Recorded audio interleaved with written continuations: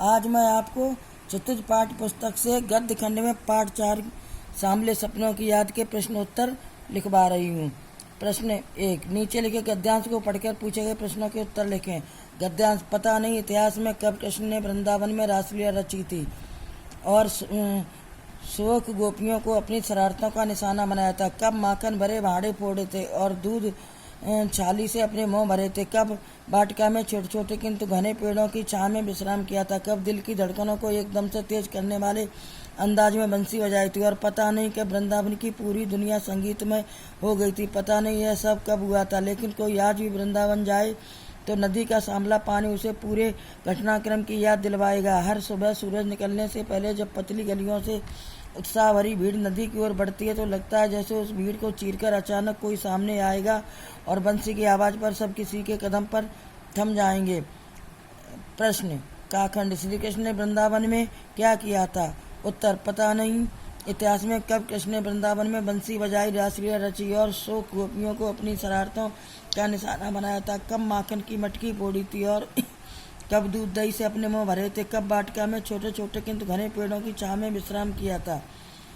खाखंड, आज कोई वृंदावन जाए तो उसे क्या महसूस होगा? उत्तर, आज कोई वृंदावन जाए तो नदी का सांवला पानी उसे पूरे घटनाक्रम की याद दिला देगा। उसे महसूस होगा कि कृष्ण जी यहीं कहीं पर हैं और अपनी रासलीलाएं कर रहे हैं। अगला क्वेश्चन, लेखक ने नदी की ओर सुबह के समय बढ़ती हुई भीड़ का वर्णन किस प्रकार किया है? उत्तर, लेखक ने कहा है कि हर सुबह सूरज निकलने से पहले जब पतली गलियों से उत्साह भरी भीड़ नदी की ओर बढ़ती है तो लगता है जैसे उस भीड़ को चीरकर अचानक कोई सामने आएगा और बंसी की आवाज़ पर सब किसी के कदम रुक जाएंगे। घाखंड, श्री कृष्ण ने बंसी कहाँ बजाई थी? उत्तर, श्री कृष्ण ने वृंदावन में बंसी बजाई थी। अनाखंड, निम्नलिखित शब्दों के अर्थ लिखें। शब्द अर्थ, महसूस करना, अनुभव करना, उत्सुक, इच्छुक, शोक, शरारत। अगला क्वेश्चन, किस घटना में ने सालेम अली के जीवन की दिशा को बदल दिया और उन्हें पक्षी प्रेमी बना दिया? उत्तर, बचपन में सालेम अली की एयर गन से एक नीले कंठ की गौरैया घायल होकर गिर पड़ी थी। इस घटना ने उनके जीवन की दिशा बदल दी और गौरैया मानो उन्हें खोज के नए नए रास्तों की ओर ले जाती रही। अगला क्वेश्चन, सालिम अली ने पूर्व प्रधानमंत्री के सामने पर्यावरण से संबंधित किन संभावित खतरों का चित्र खींचा होगा कि जिससे उनकी आंखें नम हो गई थी?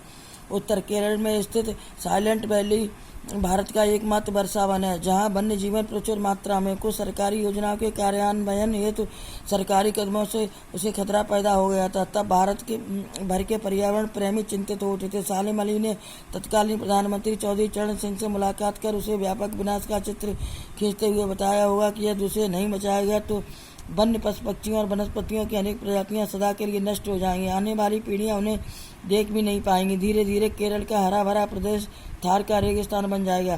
क्या कोई देश प्रेमी ऐसा होने देगा? चौधरी साहब ग्रामीण पृष्ठभूमि के नेता थे, इसलिए सालिम अली की बातें सुनकर उनकी आंखें नम हो गई। अगला क्वेश्चन, लॉरेंस की पत्नी फ्रीडा ने ऐसा क्यों कहा होगा कि मेरी छत पर बैठने वाली गौरैया लॉरेंस के बारे में ढेर सारी बातें जानती है?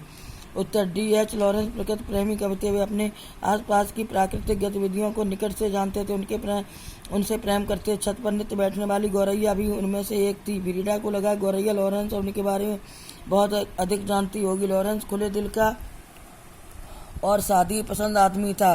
उससे कुछ भी छिपा नहीं था, इसलिए भी गौरैया जैसे पक्षी भी उनके बारे में सब कुछ जानते होंगे। यह फ्रीडा का आशय था। आशय स्पष्ट कीजिए। काखंड, वो लॉरेंस की तरह नैसर्गिक जिंदगी का प्रतिरूप बन गए थे। खाखंड, कोई अपने जिस्म की हरारत और दिल की धड़कन देकर भी उसे लौटाना चाहे तो वह पक्षी अपने सपनों के गीत दोबारा कैसे गा सकेगा? गाखंड, सालिम अली प्रकृति की दुनिया में एक टापू बनने की बजाय अथाह सागर बनकर उभरे थे। उत्तर, काखंड का आशय, प्रस्तुत पंक्ति में सालिम अली के प्रकृति प्रेम के विषय में बताया गया है। जिस प्रकार अंग्रेजी के प्रसिद्ध उपन्यासकार D.H. लॉरेंस का प्रकृति से गहरा लगाव था और उनका मानना था कि हमें प्रकृति की ओर लौटना चाहिए, ठीक उसी प्रकार सालिम अली भी प्रकृति से गहरा लगाव रखते थे। उन्होंने प्रकृति संबंधी अनेक नए रास्तों को खोजा। यही कारण है कि वे लॉरेंस की तरह स्वाभाविक जीवन का प्रतिरूप बन गए थे।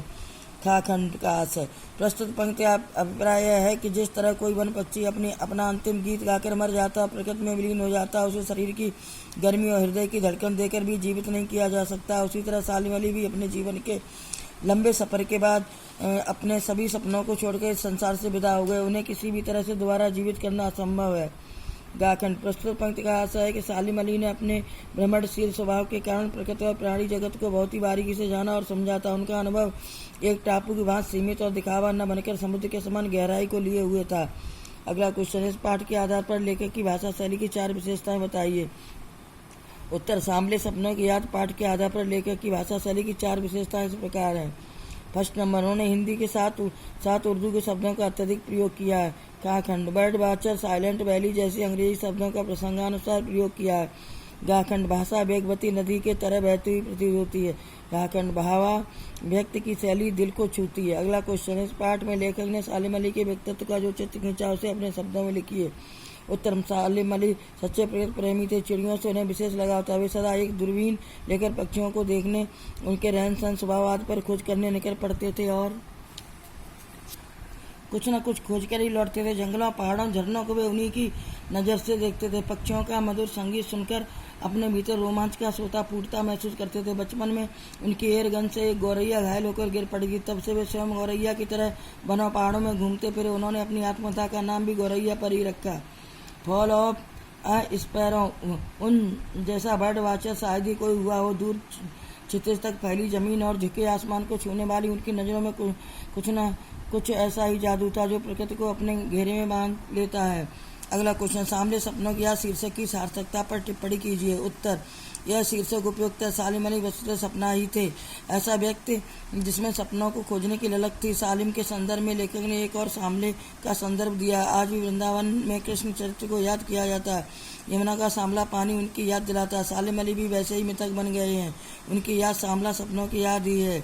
अगला क्वेश्चन, प्रस्तुत पाठ सालिम अली की पर्यावरण के प्रति चिंता को भी व्यक्त करता है। पर्यावरण को बचाने के लिए आप कैसे योगदान दे सकते हैं? उत्तर, आज सर्वत्र प्लास्टिक का चलन हो गया जो पर्यावरण के लिए बहुत बड़ा खतरा है। इससे नदी नाले तक अवरुद्ध हो जाते हैं, पशु मारे जाते हैं। हम यह चेतना पैदा करें कि प्लास्टिक का प्रयोग न किया जाए। केवल वही प्लास्टिक काम में लाया जाए जो बायोडिग्रेडेबल हो। बच्चों, पाठ पूरा हुआ। प्रश्न उत्तर लिखें।